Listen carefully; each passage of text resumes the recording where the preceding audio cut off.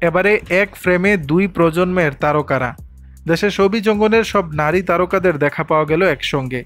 একই ফ্রেমে তাদের খুব একটা দেখা যায় না, তবে ব্যতিক্রম হলো সোমবার 29 এপ্রিল রাতে সব তারকারা একসঙ্গে হয়েছিলেন।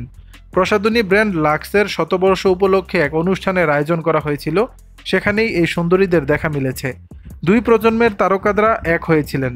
কিংবদন্তি সুবর্ণা মুস্তফা থেকে শুরু করে আফসানা মিমি, অপি করিম, ঈশিতা, বিদ্যা সিনহা মিম, আজমেরি হক বাঁধন, কুসুম শিকদার, মৌসুমী হামিদ, মুমতাহিনা চৌধুরী টয়া, পিয়া জান্নাতুল হাজির হয়েছিলেন এই আয়োজনে। এছাড়াও জয়া আহসান থেকে শুরু করে এই সময়ের মিম পান্তাসা, শাম্মী ইসলাম নীলারাও ছিলেন। সামাজিক যোগাযোগ মাধ্যমে এই আয়োজনের একাধিক ছবি পোস্ট করেছেন উপস্থিত থাকা তারকারা। আজমেরি হক বাঁধন একাধিক ছবি পোস্ট করেছেন। অন্যদিকে পিয়া জান্নাতুল দেশের বিনোদন অঙ্গন মাতিয়ে রাখা তারকাদের সঙ্গে কাটানো সুন্দর মুহূর্তের ছবি পোস্ট করে লিখেছেন, সব পছন্দের মানুষদের সঙ্গে প্রত্যেকেই জমকালো সাজে হাজির হয়েছিলেন। বিষয়টি নিয়ে আপনাদের মতামত জানাবেন নিচের কমেন্ট বক্সে।